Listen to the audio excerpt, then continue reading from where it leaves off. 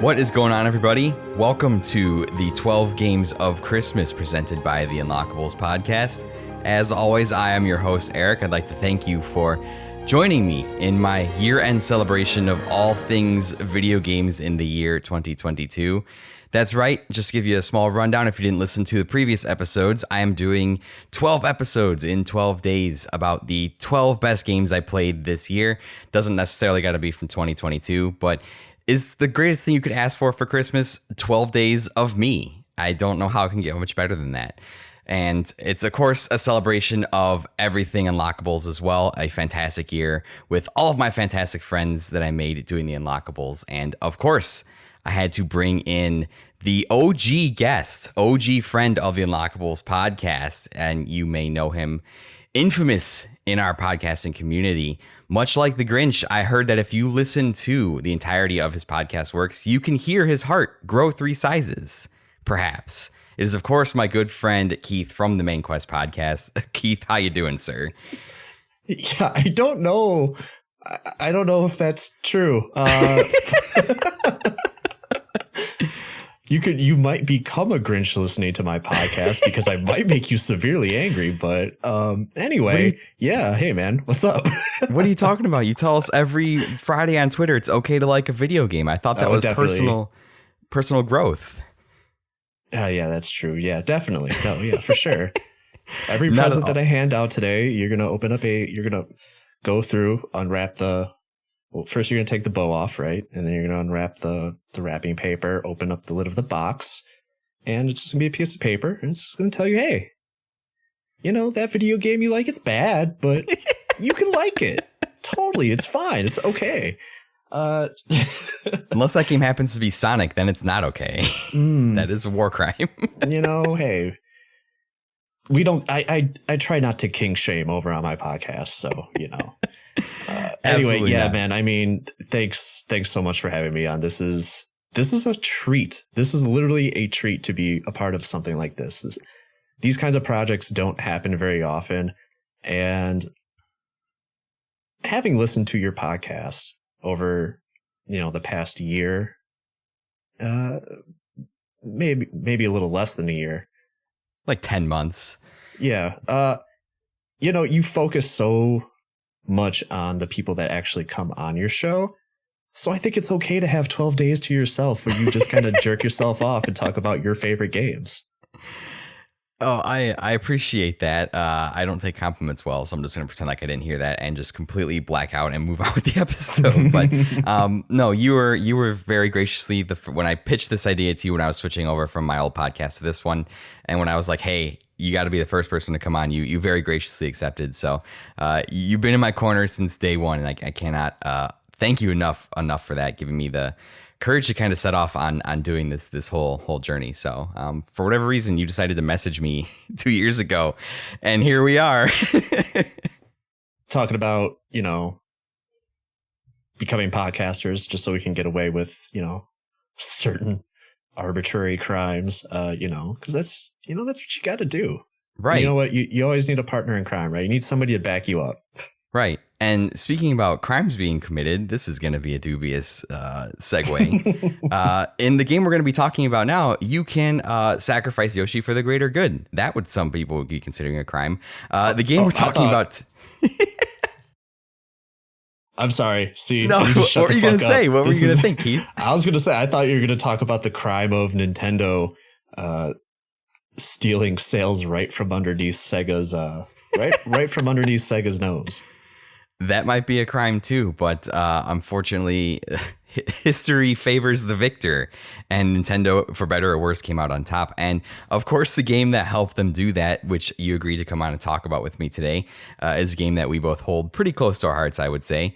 I've talked about it at length. I devoted the entire episode to it on the Unlockables podcast. It is the first game I ever played.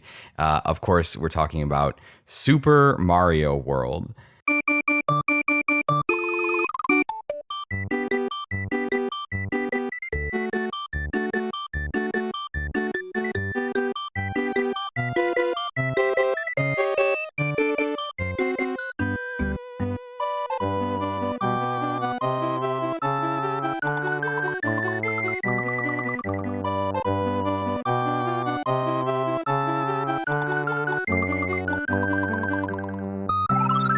better known by its Christian name as Yoshi Murder Simulator. It was developed by Nintendo EAD and published. Man, this is gonna be an interesting one. Developed by Nintendo EAD and published by Nintendo, it was released on November 21st, 1990 in Japan for the Super Famicom and August 23rd, 1991 in North America for the Super Nintendo. One of two launch titles for the SNES alongside F-Zero. I don't think I got to say too much about this one. 94% rating on Game Rankings, 10 out of 10 on Game Informer, 8.5 out of 10 on GameSpot, 9.3 out of 10 IGN, frequently cited on some of the greatest games of all time lists. Top selling game on the SNES with 20 million plus units sold. Miyamoto himself states that it's his favorite Mario game, and to this day, it's got a pretty robust ROM hack scene. So, yeah, I don't think there's much that needs to be said on its accolades and on its ratings. Christmas meter on this one, Keith. We talked about this one. I initially gave a pretty low rating on the Christmas meter. And for those of you who don't know, I invented the Christmas meter. It is patented on how Christmas a video game is. I originally said Super Mario World was not very Christmassy. Gave it about 2 out of 10. But thanks to very convincing arguments from Keith, I decided to bump that score up to 6 out of 10 and say that this is actually a pretty Christmassy video game. Wouldn't you say, Keith? I mean, when you look at Mario, he's about like a 3 weeks, going 3 weeks without a shave from looking like Santa Claus. So I think maybe 6 is still a little low, but I wouldn't know how to rate this as far on a Christmas meter. This would be a hell of a game to get on Christmas. That's for damn sure. I mean, this came out near Christmas in Japan. You got November 21st here. So, I mean, that's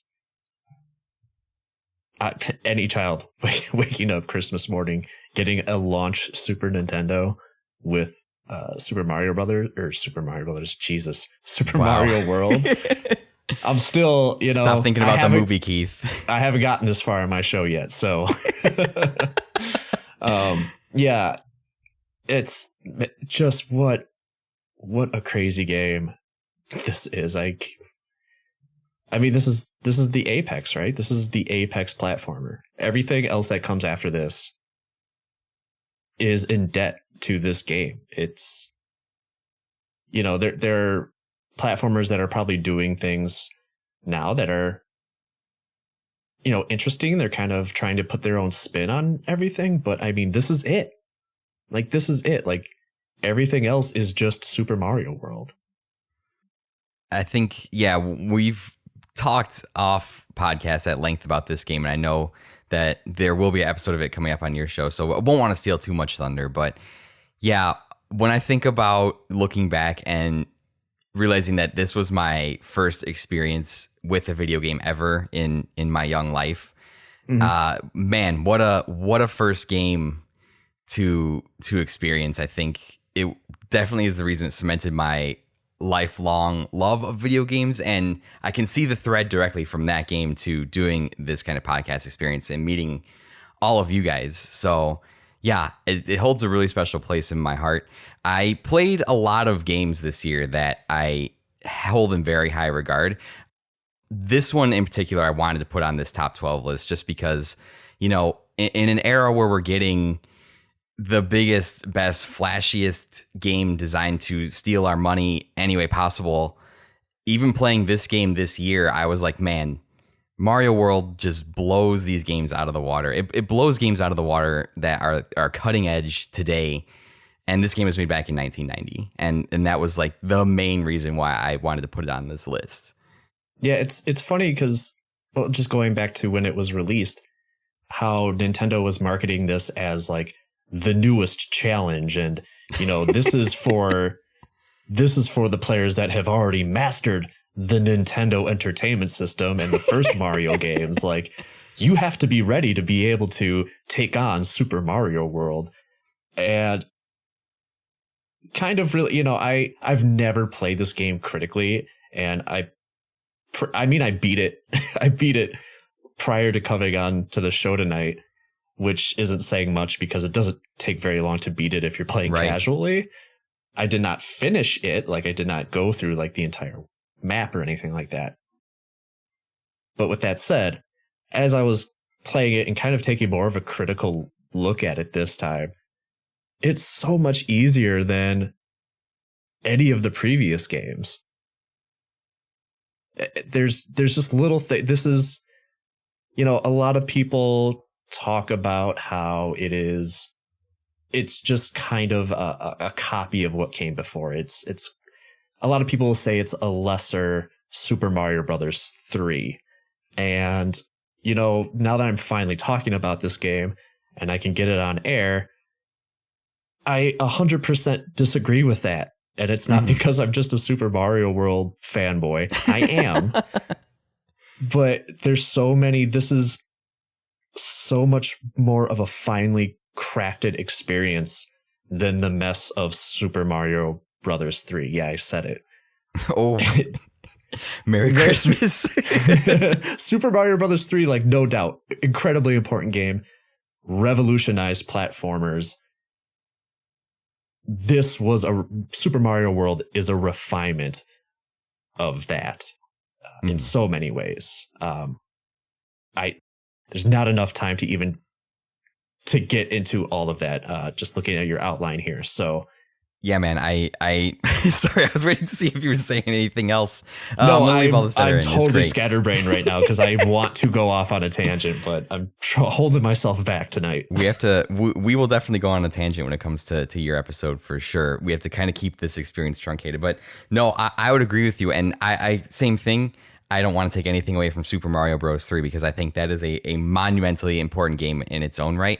But I feel like yes, it might be a more simplified, toned down version to make it more accessible. It kind of had to be. It had to be something that could be picked up and completed because Nintendo really needed this game because when the Super Nintendo came out, they were kind of getting their asses handed to them by Sega and aforementioned Blue Hedgehog, who shall remain nameless on this episode because that's not who we're talking about.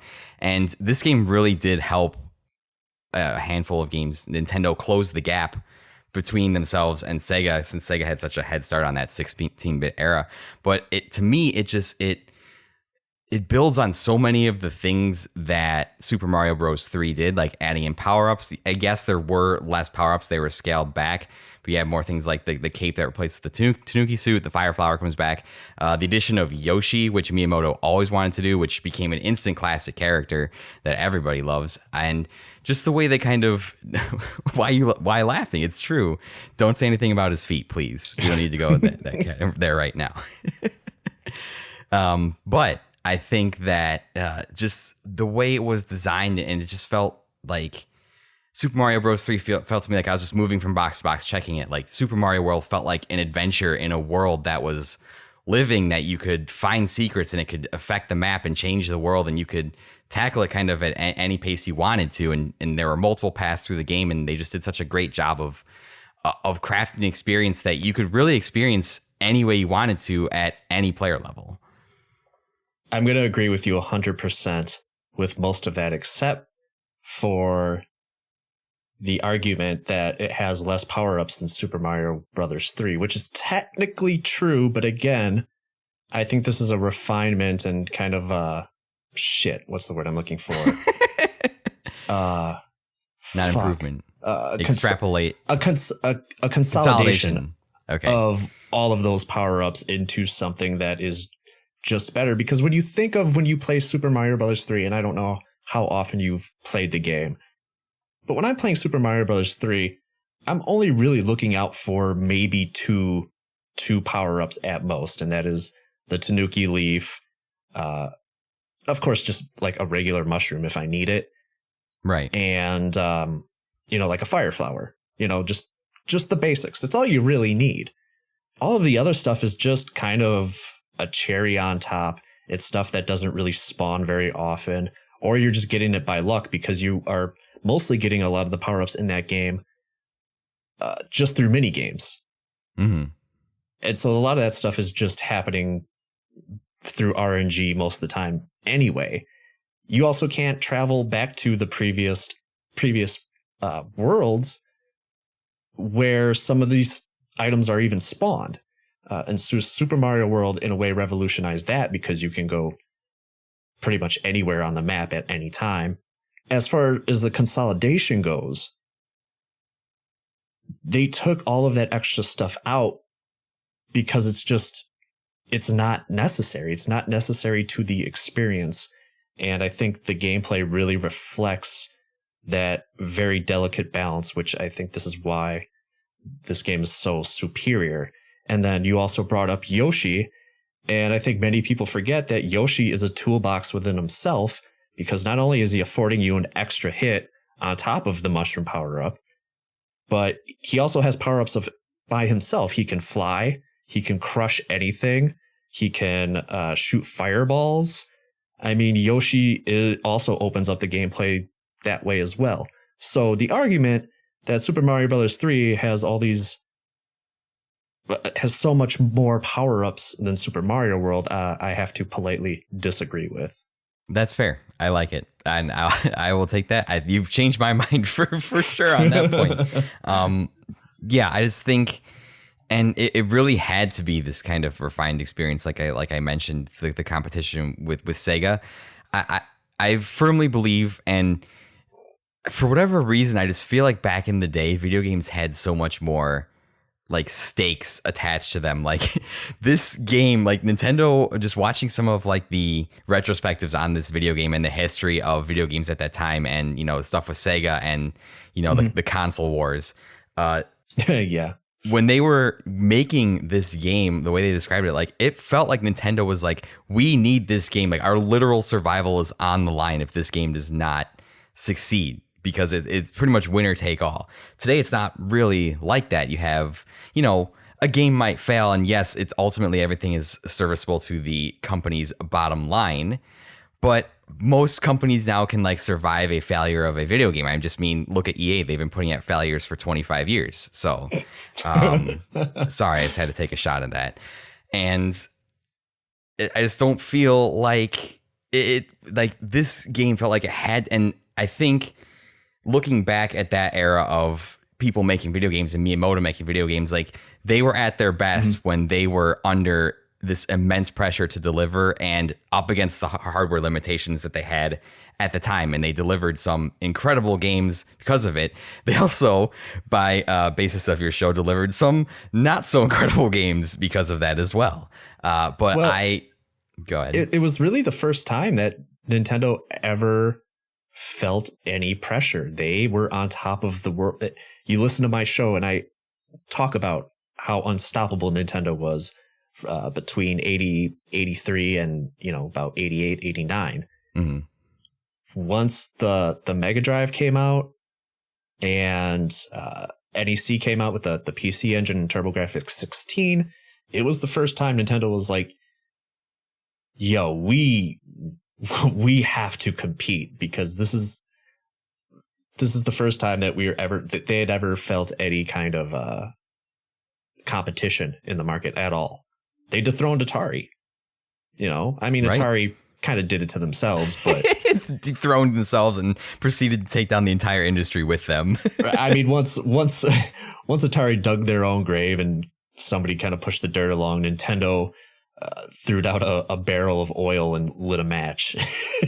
So might be some copies of ET in that grave as well, but yeah. But I mean, and then you also to speak to this game's legacy, and I might be kind of going out on a limb here, but this also just kind of started the careers and subsequently franchises that just kind of banked on the success of this game. There were so many new people working on this game. Famously, Miyamoto was a little more hands-off than he had been in any of the Mario games. This was specifically a Tezuka joint. He was starting to get more in a director-producer role than he had ever been on the series. But along, with them, there were newer designers and programmers, and some of those, they went on to go create Star Fox. Without Mario World, you might not get Animal Crossing. And then, of course, I don't know the designer's name off the top of my head. you wouldn't get the Yoshi spinoffs either. Mm-hmm. Yeah, I think the spider web of this game can definitely be felt, not just in the immediate years following, but for a long time to come. Yeah. I think at this time Miyamoto was probably also starting initial work on Link to the Past, which was another gigantic game for the Super Nintendo. But when I did this 12 games of Christmas, I didn't want to have a lot of like everybody that's listened to the show or I talked to knows that like this game holds a special place in my heart. And I didn't want to just fill the 12 games of Christmas list with games that I loved and had already talked about, but I singled this one out specifically just because I think it stands head and shoulders above all the other games I talk about.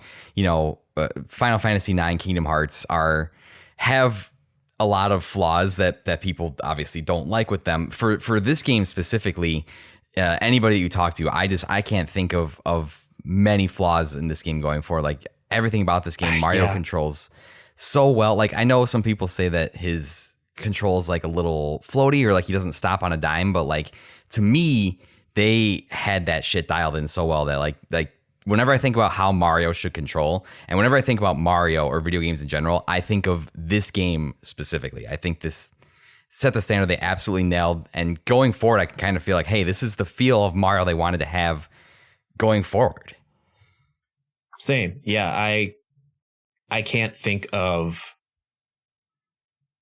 aside from, Mario Odyssey, as far as the movement goes for Mario, just speaking to the 2D games, there's just nothing else like it. And I think a lot of that has to do with the Super NES hardware. Mario does not move like he does in Mario 3, just because I think not to say that Mario moves terribly, but it is different because of just the processing and stuff like that. I can't. Yeah, you're absolutely. I think you're absolutely right. I mean, playing this yesterday, I was sitting there and I was trying to find. You know me, man. I'm trying to find something to either nitpick about or find something that I didn't really like or something that rubbed me the wrong way, and I couldn't find it. I fucking think this game holds up so fucking well. I just like I said, it is, when I came out the gate, it is the apex platformer. Like, this is it. This is a culmination of everything Nintendo had done up to that point in that franchise. I mean, this is almost like a celebration, this is kind of them taking their victory lap, Before they even caught Sega, they were taking victory laps. Yeah, and I want to just like to juxtapose that. At the same time, I also just finished up Sonic the Hedgehog for my show. Oh boy!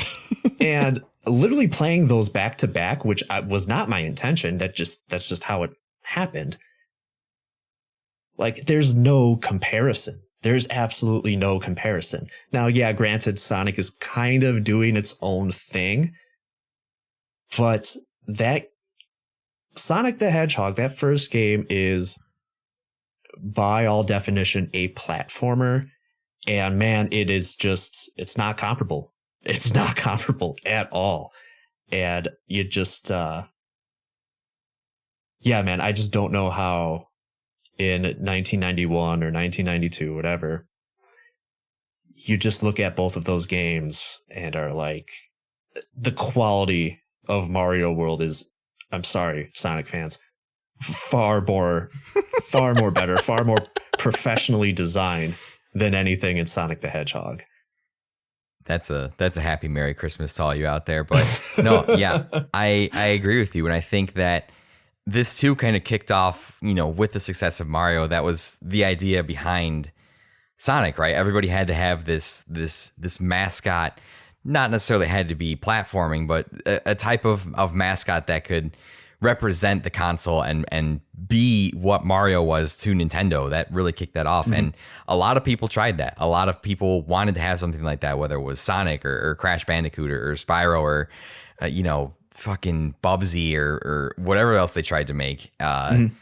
Nobody, in my opinion, I mean, Sonic and Sega put up a good fight, came close. I'm sure that was great in the 90s, but to me, it's just, and still to this day, nobody has dethroned Mario in that aspect. And it goes, back to this game, back to some of the earlier titles, but nobody's been able to kind of touch Mario in that regard. And I think too, this might just be my inherent bias, but the legacy of this game with the other games before it, I think we've been so spoiled on how consistently good Mario titles are, with maybe some questionable ones like thrown in there. Sunshine, maybe. Yeah, I would say even the worst Mario game, Mario Sunshine, is better. Is going to be a better time, more fun to play than something that's trying to copy whatever Mario's trying to do. Right. And I will say, a lot of times when we talk about our favorite games, like there is, and your show has certainly opened me up to this, sometimes the rose tinted glasses can make you blind to a lot of inherent problems that these older games have. But this is not one of them. I think this game just stands the test of time. I think, I tend to roll my eyes a lot when we talk about best game of all time lists or highest rated game of all time lists or, stuff like that. But when this game consistently shows up at the top of those lists, I don't cringe. I agree 100% because it's that good. It's in a class of its own. And that's why even to this day, even when I look back at all the games I played this year, and I played more games this year than I have in probably the last 5 or 6 years, even playing a lot of great experiences, a lot of things outside my comfort zone, this game in particular just stood leaps and bounds ahead of so many of them. It was unbelievable. I was kind of thinking like all these great games that we rave about and we get showcases and we get shoved down our throats, and just the unstoppable hype train of the industry still doesn't hold a candle to this game. And that's why I wanted to talk about it at the end of the year here. Take that, Jeff Keighley. Yeah, I really appreciate you having me on to talk about this, even if it's just for a little bit. And you even gave me an excuse to jump back into it. It's not a game I play very often anymore. It's one of those games that I know, of course I do my game of the year thing every year. And this is going to be on my list of games that I played, but it's not going to be able to be a consideration for my top 10. And if it were, I mean, it would be number one. There's no doubt. This is a top 10 game of all time for me. This would probably be in the top 5 someplace if I really had to place it.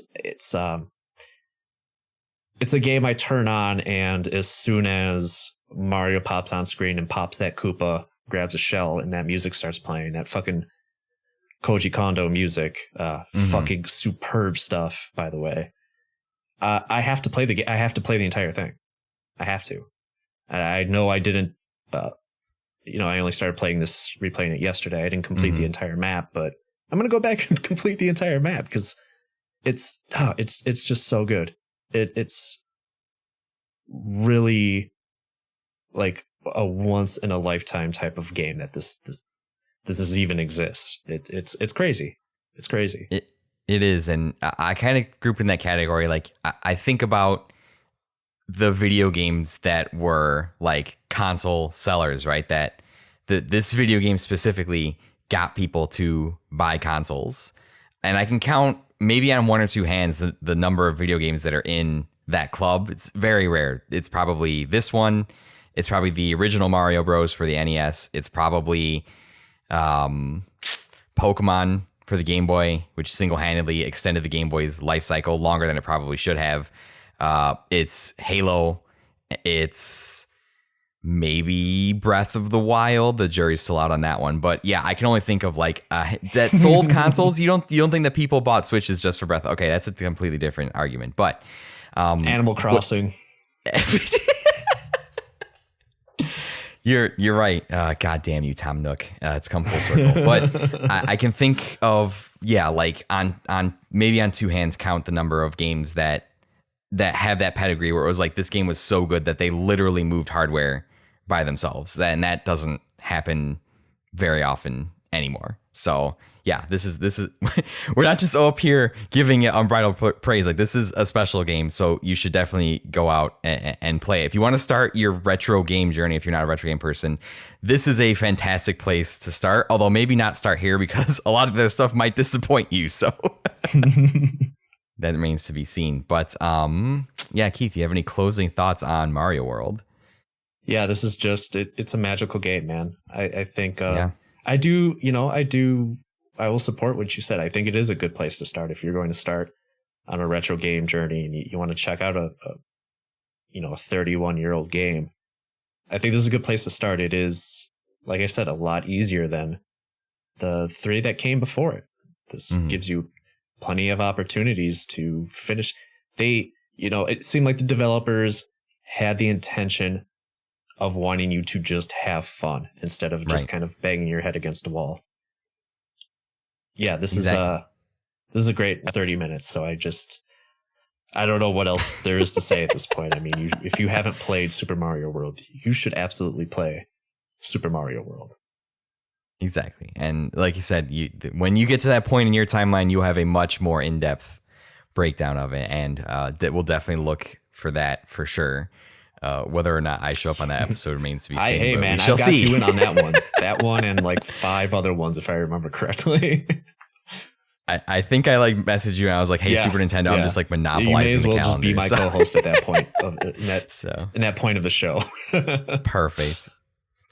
But you heard it here. Super Mario World, one of the 12 games that I wanted to talk about at the end of the year, will be my game of the year, though. You'll have to tune in and see that at the end of next week. I think I'm releasing that episode. I don't know. I'm totally recording these in December, by the way, and not 3 months in advance. So yeah, we'll find that out when we work on it. But Keith, thank you so much, my friend, for joining me here for a little bit. Would you like to shill any of your stuff for Christmas to hand out early Christmas gifts to anybody? Well, first of all, thanks for having me on. This is kind of like an early Christmas gift, so thank you. No, seriously, man. I mean, it's always fun to come on and shoot the shit with you. I fucking love it. As far as my show goes, just whatever podcast app you're using to listen to Unlockables, just go in that search bar and type in the Main Quest podcast and subscribe to that if you haven't already. And you can find me on the socials. That's on Instagram, it's The Main Quest. And on Twitter, it is _Main Quest. And you can also visit the Redbubble merch store that you have set up and get your significant other some nice Main Quested branded gear. Like a ZB's Kitchen and Diner shirt. Or did you take all the blankets off? That's very there's an apron. Yeah. Did you take all the blankets off? That's kind of disappointing. I did. That was your fault. I should have got it while I was up there. I missed the chance. You would have had a collectible. Yeah, you really would have. I would have worn it everywhere. Honestly, that would have been incredible. But Keith, thank you so much. Appreciate you coming on and being a part of the inaugural year of the Unlockables. Hopefully, many more years to come, and less not. So we'll go from there. But as to all of you out there for listening, thank you so much, and tune into the rest of the 12 games of Christmas. And I guess go enjoy Christmas with your families, significant others, whoever, or whatever holiday you celebrate. I don't know. See you next episode.